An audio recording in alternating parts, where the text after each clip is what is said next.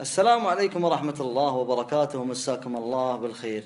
سافر الشاعر الكبير عبد الله بن عون بالطيارة وأخذ معاه مجلة شعرية. الكلام هذا قبل الطفرات العلمية والآيباد والأجهزة الذكية، يتسلى المسافر في كتاب أو مجلة أو أي شيء يلقاه قدامه.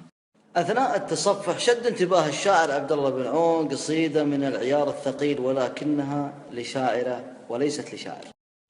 المهم خلونا نعلمكم قصيدة الشاعرة اللي لفتت انتباه الشاعر العملاق عبد الله بن عون لا وجبرته على مجاراتها. كل ما قلت بدله عن غرامك وتوب، جددت جرح قلبي لك هبوب الرياح، وجت بطريق عندي كل نسمة هبوب، وانعشت ذكرياتك ماضيات الجراح.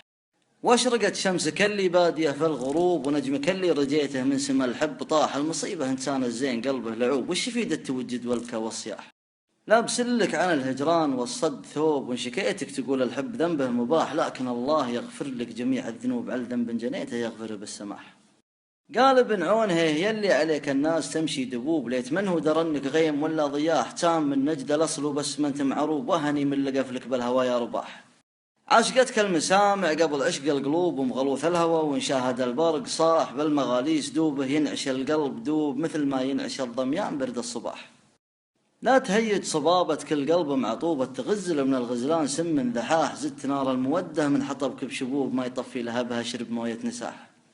الشاعرة اللي جاراها عبد الله بن عون هي الشاعرة غاليدة السعودية من جيل الثمانينات الميلادية، لها عدة قصائد جميلة ولها ديوان أغاريد السعودية.